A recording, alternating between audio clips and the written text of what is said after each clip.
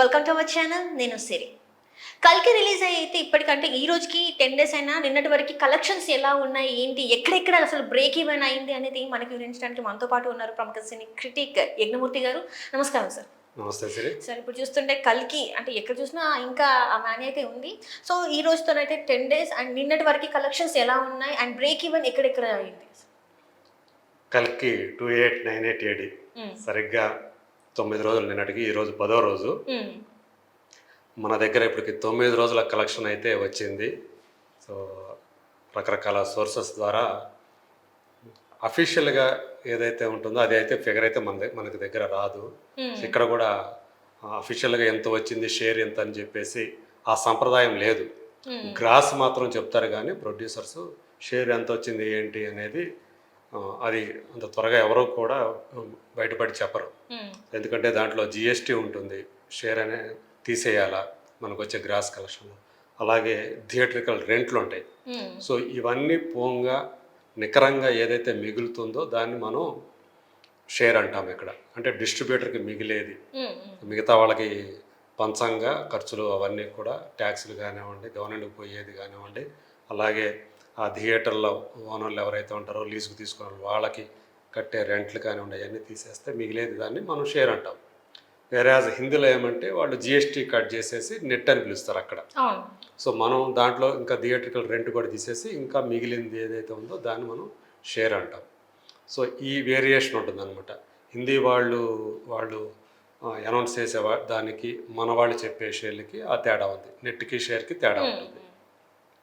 So యాక్చువల్గా మనకి అందిన సమాచారం ప్రకారం, ట్రేడ్ వర్గాలు చెప్పిన దాని ప్రకారం ప్రపంచవ్యాప్తంగా కల్కి అనే సినిమా దాని business value, pre business value రిలీజ్కి ముందు 370 కోట్లు అని చెప్పారు.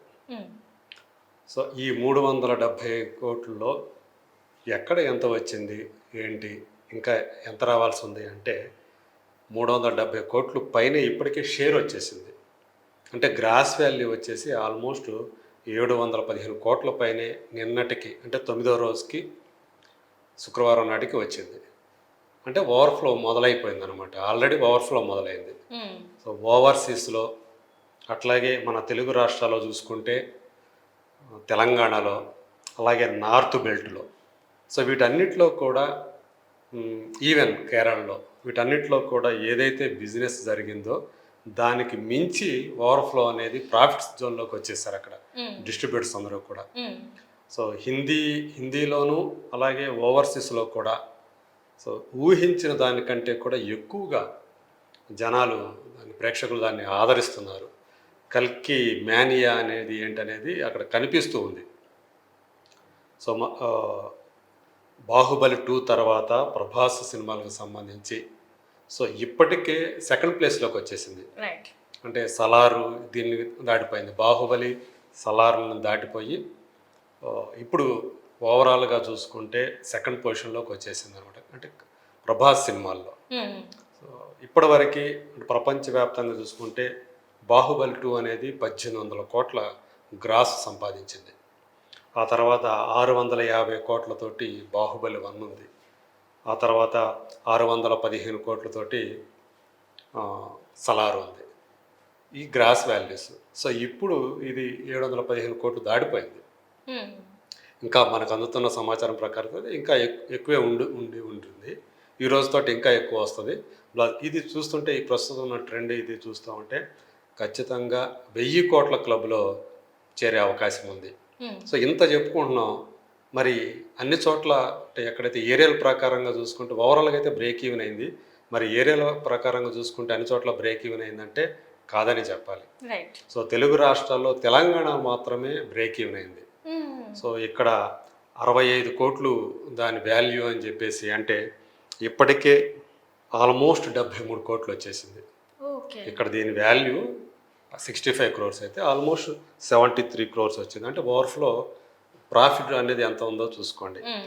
అట్లాగే ఆంధ్ర వచ్చేటప్పటికి, అంటే ఇక్కడ మనకి ఆంధ్రప్రదేశ్ వచ్చేటప్పటికి రాయలసీమ, ఆంధ్రప్రదేశ్ మళ్ళీ వేరు. మళ్ళీ ఆంధ్రాలో కూడా 6 డిస్ట్రిక్ట్స్ అంటారు మొత్తం అంతా. అంటే ఉత్తరాంధ్ర, తూర్పుగోదావరి, పశ్చిమ గోదావరి, కృష్ణా, గుంటూరు, నెల్లూరు, ఈ అంటే 6 ఏరియాస్ ఉండే మళ్ళీ అక్కడ మళ్ళీ వేరే వేరేగా అమ్ముతారు. సో వాటన్నిటిని కూడా మనం ఆంధ్ర మొత్తాన్ని అంటే రాయలసీమను పక్కన పెట్టి ఆంధ్ర ఒక్కదాన్ని మనం చూసుకున్నప్పటికీ కూడా దీని వాల్యూ ఆల్మోస్ట్ 72 కోట్లు ఆంధ్రలో. కానీ వేరే ఇప్పటి వరకు వచ్చింది చూసుకుంటే 56 కోట్ల పైన, అంటే 57 కోట్ల దాకా మాత్రమే ఉంది. 25% ఇంకా రావాలి, బ్రేక్ ఈవెన్ కావాలంటే ఆ ఏరియాలో.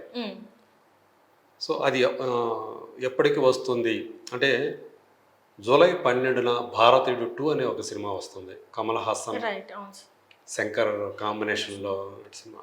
సో అది చాలా థియేటర్లని, ఇక్కడ కూడా దానికి క్రేజ్ ఉంది కాబట్టి ఆ సినిమాకి, సో చాలా థియేటర్లని అది ఆక్యుపై చేయబోతుంది.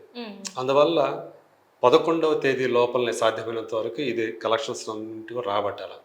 బట్ వేరే ఇప్పుడు వీకెండ్ కాబట్టి ఈరోజు శనివారం, రేపు ఆదివారం.